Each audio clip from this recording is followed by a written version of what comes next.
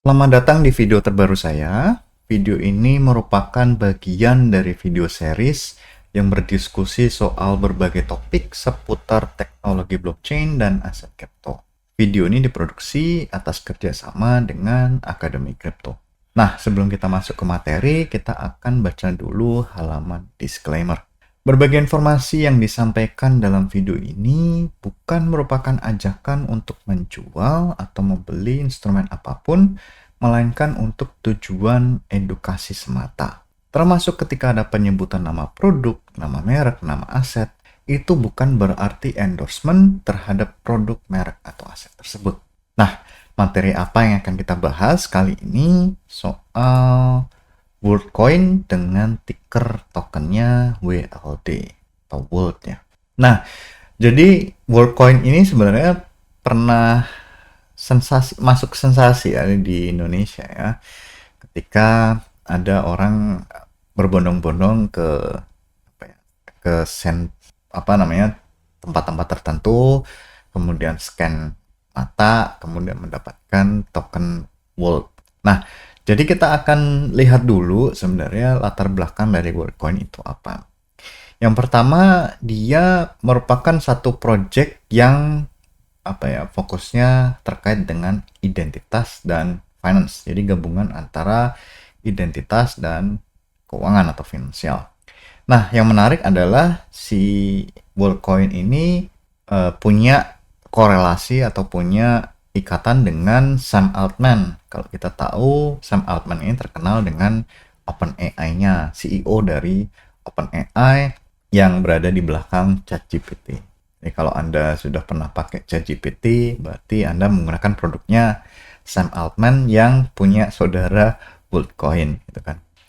Nah, jadi ide dari WorldCoin adalah membangun proof of personhood, artinya membangun sebuah identitas yang sebenarnya desentralistik atau membuktikan keberadaan seseorang atau membuktikan identitas seseorang, di mana pembuktian tadi sebenarnya tidak harus terkait atau tidak harus menggunakan satu kartu identitas atau menggunakan peran orang lain atau pihak lain seperti pemerintah untuk membuktikan seseorang.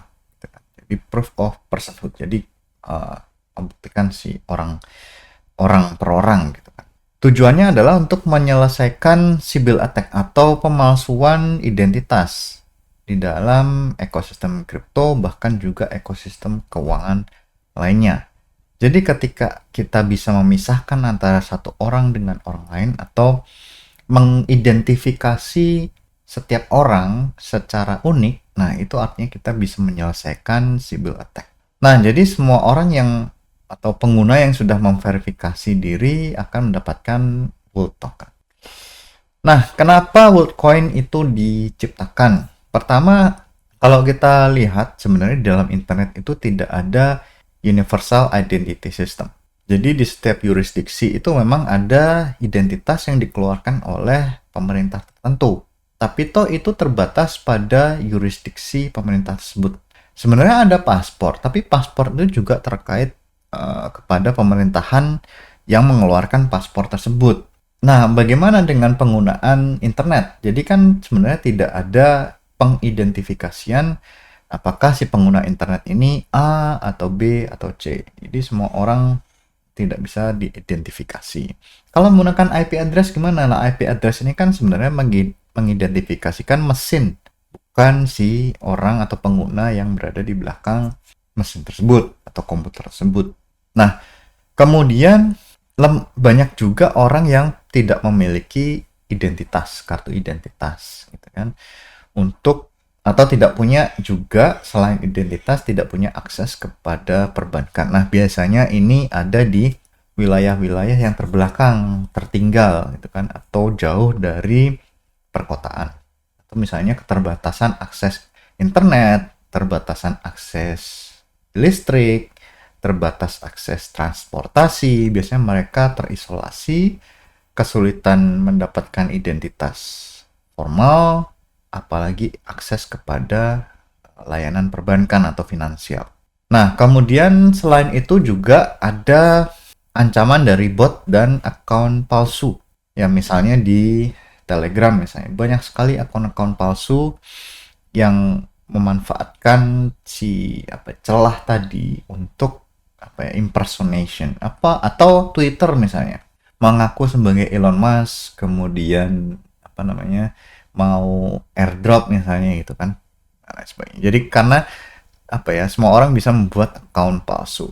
Nah, jadi Worldcoin itu bertujuan untuk memberikan semua orang identitas yang sudah diverifikasi kan. Jadi identitas unik yang bisa memastikan identitas seseorang, tidak bisa dipalsukan oleh orang lain. Nah, jadi skopnya atau cakupan dari Worldcoin itu seluruh dunia atau global ekonomi itu, ekonomi global. Jadi semua orang akan dimasuk atau diikut sertakan di dalam konsep yang dibawa oleh si Worldcoin tadi. Nah, komponen-komponen utama dari Worldcoin itu apa saja? Pertama, World ID. Nah, jadi untuk memberikan identitas atau mengidentifikasikan seseorang, dia menggunakan biometrik. Kemudian aplikasi namanya World App. Jadi ini aplikasi wallet yang berbasis ponsel atau smartphone dengan dukungan dari World ID. Jadi tadi ada digital identity berbasis biometrik, kemudian dipakai di dalam World App. Kemudian ada World Token yang tadi menjadi reward kalau kita verifikasi data diri, verifikasi biometrik, kita akan mendapatkan World Token. Kemudian ada satu device namanya The Orb, ya bentuknya bulat mungkin ya, kalau orb itu kan bulat. Itu adalah perangkat yang dipakai untuk scanning iris mata. Jadi biometriknya itu yang dipakai di dalam Worldcoin adalah iris seseorang, iris mata seseorang. Jadi setelah di-scan dia akan menghasilkan ID atau identitas seseorang. Nah, World ID itu apa? Jadi World ID sebenarnya Zero Knowledge Identity yang privacy preserving. Jadi kalau ini berdasarkan definisi ini ya World ID ini tidak mengandung data pribadi, misalnya nama atau kombinasi dari iris atau detail dari iris ya kan. Yang dilakukan adalah atau yang dibuktikan oleh Zero Knowledge Identity adalah membuktikan bahwa kita adalah manusia yang unik satu sama lain, unique human. Jadi tidak perlu sharing nama atau informasi personal. Jadi ketika kita pergi ke bank itu kan kita harus memberikan KTP kan. Tapi kalau di dalam World ID mestinya tidak perlu men-sharing nama. Kalau misalnya dipakai di internet untuk membuktikan keunikan identitas kita, jadi tidak perlu nama atau identitas pribadi. Nah, dengan adanya pembuktian kita manusia, itu bisa mencegah spam, bisa mencegah fraud, bisa mencegah manipulasi voting. Jadi dari satu fasilitas dia akan bisa memberikan fitur-fitur yang luar biasa sebenarnya. Kalau spam kan jadi penyakit ya sampai sekarang. Spam email, spam macam-macam, fraud juga, kemudian pemalsuan identitas seperti tadi. Ada orang mengaku sebagai Elon Musk, kemudian untuk manipulasi voting, pemungutan suara, pemilu gitu kan.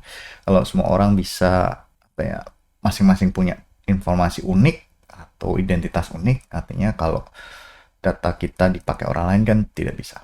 Nah, kemudian yang device atau perangkat yang kontroversial namanya The Orb, itu adalah perangkat yang scanning iris mata, tadi sudah dibahas. Kemudian yang dihasilkan dari Orb tadi adalah unique hash atau nilai hash dari hasil scanning iris tadi. Jadi irisnya tidak berdasarkan definisi itu tidak disimpan gitu kan. Jadi yang hash tadi bukan merupakan image dari iris. Nah, sebenarnya gunanya untuk menciptakan verifikasi keunikan dari iris tadi, iris mata. Karena kan sebenarnya karakteristik atau definisi dari identitas itu atau si Worldcoin tadi itu selain ID juga dia menciptakan keunikan dari orang per orang. Ya kan? Kemudian dalam hal ini datanya diproses dalam tanda petik secara aman, definisi amannya seperti apa dengan privacy by design, mungkin dengan menggunakan zero knowledge proof ya. Tapi tentu saja perlu diinvestigasi lebih dalam bagaimana cara kerja di Orb, kemudian pemrosesannya dilakukan di mana, kemudian data yang disimpan seperti apa. Kemudian ada the World App, salah satu komponen utama dari ekosistem Worldcoin. Dia adalah mobile wallet, ya tentu saja hidupnya di smartphone. Kemudian ada World ID tadi yang sudah dibuat oleh The Orb ya. Kemudian gunanya seperti crypto wallet biasa, dia bisa holding, bisa kirim crypto terutama atau termasuk WLD atau World Token. Kemudian bisa on-ramping dan off-ramping local currency atau jual beli, misalnya membeli dengan local currency kemudian menjual untuk menerima local currency, itu on-ramp dan off-ramp. Kemudian bisa menjadi tools untuk identity back action, misalnya voting, memastikan bahwa orang itu voting hanya satu kali saja untuk satu pemilu gitu kan. Nah, World Token seperti apa sih? World Token itu sebenarnya ERC20 token, itu hidupnya di Ethereum Optimism atau layer 2 dari Ethereum, namanya Optimism. Nah, kegunaan dari World Token adalah untuk sebagai insentif dari pengguna yang sudah registrasi. Kemudian juga sebagai insentif dari para developer. Nah, jadi sampai saat ini si World Token itu belum sebagai payment coin. Ya, mungkin nanti belakangan akan jadi payment coin, tapi sekarang masih sebagai insentif. Nah, supply dari World Token itu terbatas, kemudian hanya didistribusikan kepada orang yang sudah memverifikasi diri. Nah, ini yang jadi concern ya. Kenapa kemarin ribut-ribut soal privacy dan security. Yang pertama adalah soal biometrik. Kan? Jadi, apakah ketika seseorang itu diambil data biometriknya, data itu dikelola dengan baik, sesuai dengan misalnya aturan lokal. Gitu kan. Ketika si Project WorldCoin itu mengklaim bahwa tidak ada data image atau gambar dari iris, tidak ada yang disimpan, nah ini kan perlu dipertanyakan. Kemudian World ID itu pseudonym, gitu kan, jadi tidak ada real identity. Nah, ini jadi concern juga bagaimana penggunaan dari World ID tadi. Kemudian untuk meningkatkan apa ya, transparansi, jadi komponen dari WorldCoin itu kebanyakan di open source. Nah, bagaimana cara rollout-nya? Strategi rollout dari WorldCoin itu cukup menarik karena mereka mulai dari wilayah yang negara-negara berkembang seperti Kenya, Chile, termasuk Indonesia. Jadi mungkin Anda early adopter gitu kan, mendapatkan token gratis ketika melakukan registrasi. Kemudian mereka fokusnya adalah financial inclusion, meskipun perlu ditanyakan mereka ini sebenarnya di deploy di mana gitu kan, apakah di kota besar atau kota kecil. Kemudian akses terhadap digital identity. Kemudian biasanya mereka ada kemitraan dengan operator lokal gitu kan, untuk mendistribusikan use case-nya ada fair airdrop. Jadi ketika ada satu orang itu punya identitas unik, artinya satu orang yang hanya bisa mengklaim satu kali. Kemudian voting tanpa ada account palsu. Kemudian bisa satu orang hanya bisa membuat satu account sosial media misalnya untuk memastikan tidak ada spam. Kemudian kalau ada satu pemerintahan atau satu apa ya, pihak yang menerbitkan UBI atau Universal Basic Income atau apa ya, penghasilan dasar universal, itu bisa didistribusikan dengan WorldCoin atau di platform dari WorldCoin ya, karena kan tadi setiap orang sudah mendapatkan identitas unik. Kemudian ada juga decentralized governance participation, karena ya tadi pertama keunikan, kemudian sudah diverifikasi adalah satu orang ini punya identitas yang satu. Cuman masalahnya karena tidak ada si karakteristik dari World ID adalah dia pseudonym ya. Jadi apakah bisa dipakai sebagai governance participation? Kan kita tidak tahu misalnya usia dari si pihak tersebut, kemudian lokasinya dari mana, dan lain sebagainya. Kemudian kritik dan kontroversi soal, terutama soal privasi data, kemudian konsen, apakah si orang yang meregistrasi diri, yang di-scan matanya, irisnya itu benar-benar mengetahui penggunaan dari apa namanya data yang diambil misalnya. Kemudian apa ya, allegation atau ada yang bilang bahwa si WorldCoin ini mengeksploitasi orang-orang yang tinggal di negara-negara miskin. Entah apakah Indonesia itu miskin atau tidak. Yang lain berikutnya adalah sentralisasi dari manufacturing dari siapa yang membuat orb, kemudian bagaimana orb itu beroperasi, itu kan harus ditanyakan. Kemudian bagaimana soal regulasi di wilayah tertentu, terutama di Eropa dan Amerika Serikat yang regulasinya cukup ketat soal privasi data untuk masyarakat ya. Nah, kita lihat dari visi ke depan dan roadmap-nya seperti apa. Jadi mereka mengharapkan bahwa produksi dari orb itu lebih terdesentralisasi, mungkin lebih banyak pihak yang